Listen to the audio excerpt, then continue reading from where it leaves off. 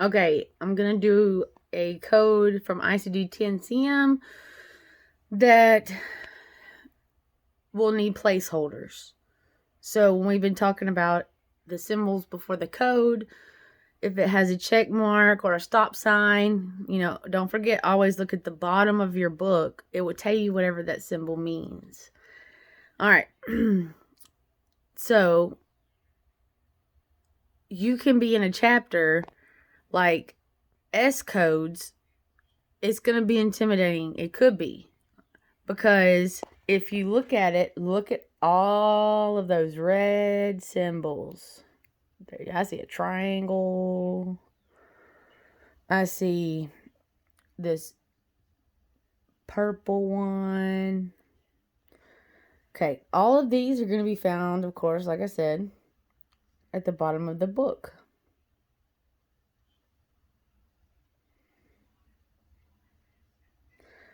So what I'm going to do is I'm going to come up with a code that we're going to need some placeholders. All right.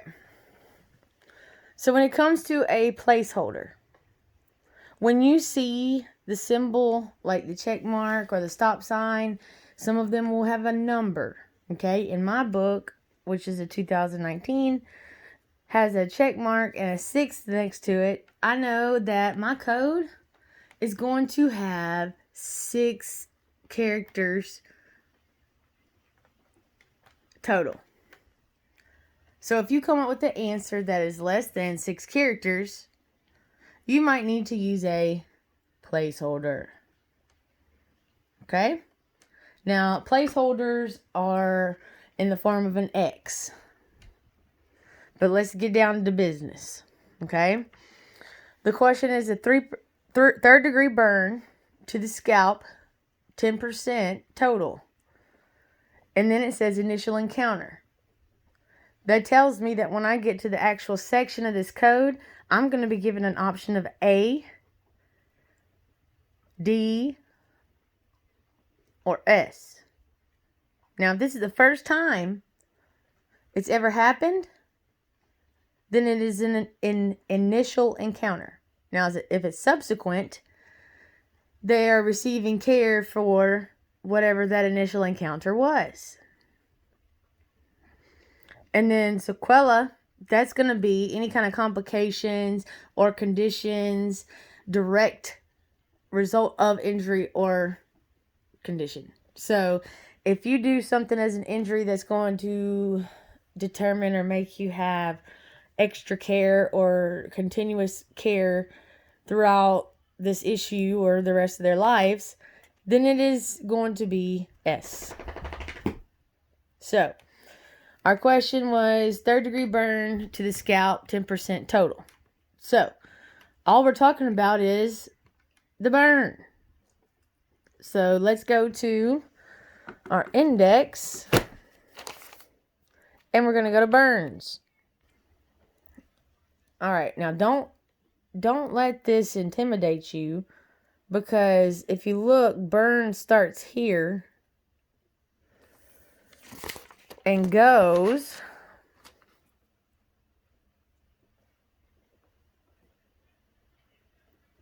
all the way down to here. See, because at the top of my book in the index, it says burn continued. So all of these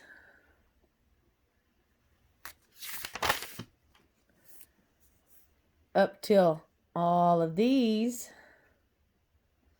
until you see burn are dealing with burns.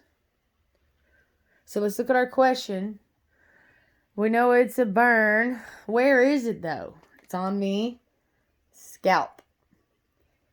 So what I'm going to do on here is I'm going to go down here, and it wasn't any of these. It's not a burn of the anus or buttock.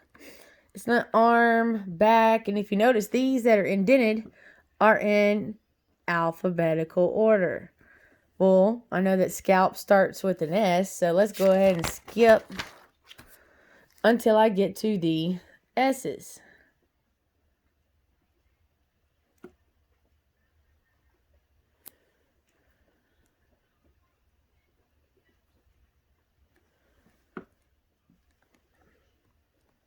Look. All right. There's scalp. Now, ours says 3rd degree,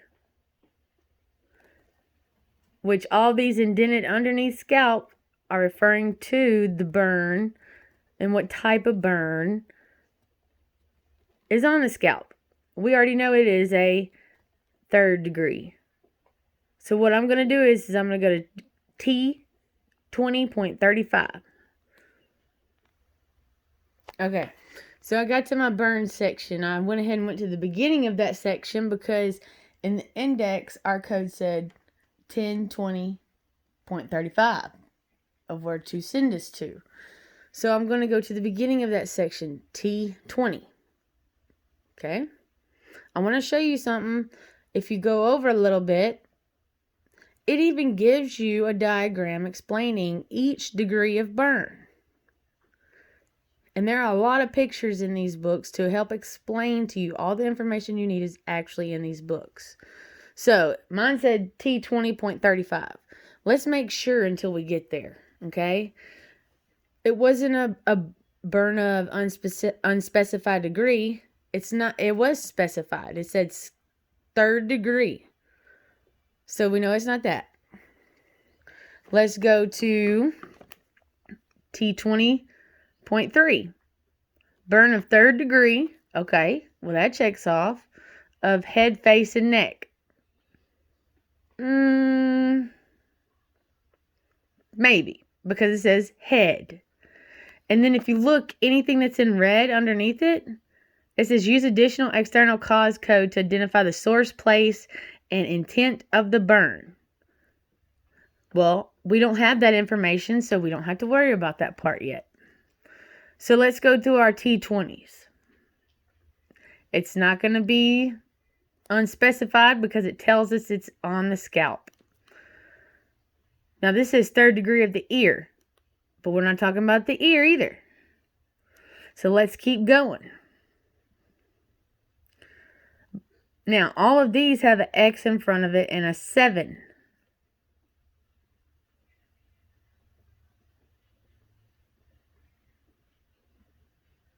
So I won't have one that says 6 characters. This code's going to have 7. So let's keep going over here. And it says T20.35 burn of 3rd degree of scalp, any part. Ding, ding, ding, ding, ding, ding. That's our answer. But if you look in front of it, it has a check mark, an X, and 7th. That means you cannot just write this code because the code that is correct for this type of injury is going to have 7 characters. This one has 5.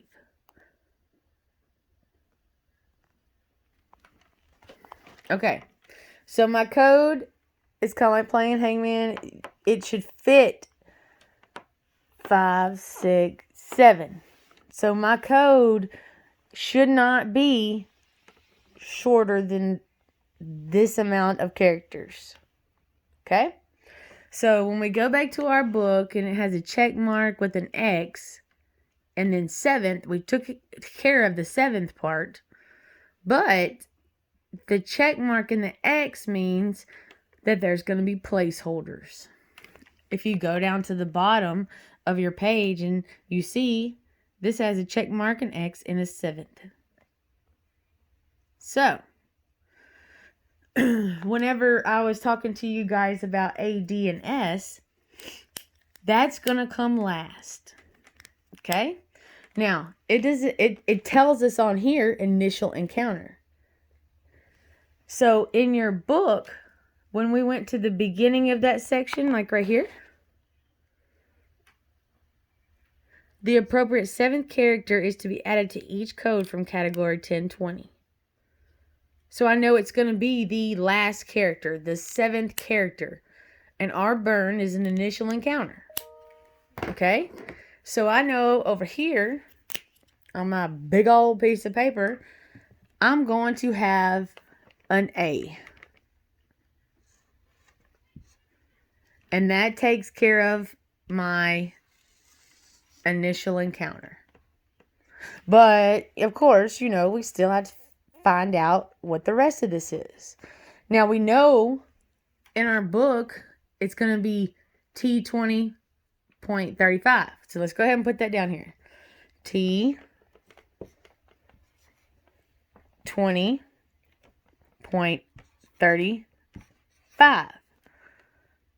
Okay? Well, in healthcare, no matter what kind of paperwork you're filling out, you don't leave anything blank. Okay? Not even on the encounter form of why they're there. You can't leave off your insurance. You can't leave anything out and leave it blank. Even if you were filling out a chart and there was a box that you don't use, you could put in A like this, or in A. You can put UTO, unable to obtain. Just don't ever, ever, ever leave anything blank. So, about this missing little spot right here, I need to put a placeholder. In your key, it says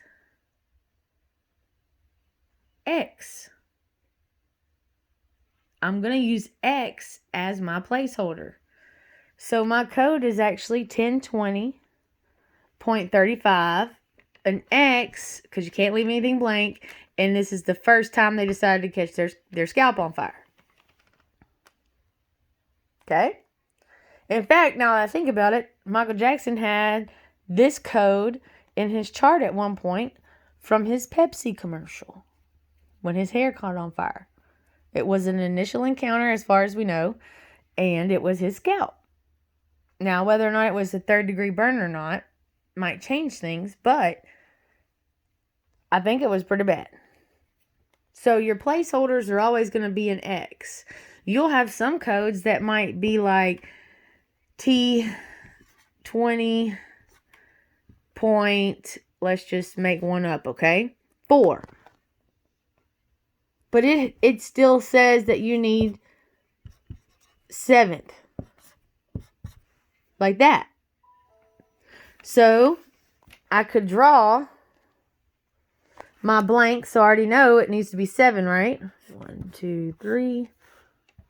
After 3, there's always going to be a decimal.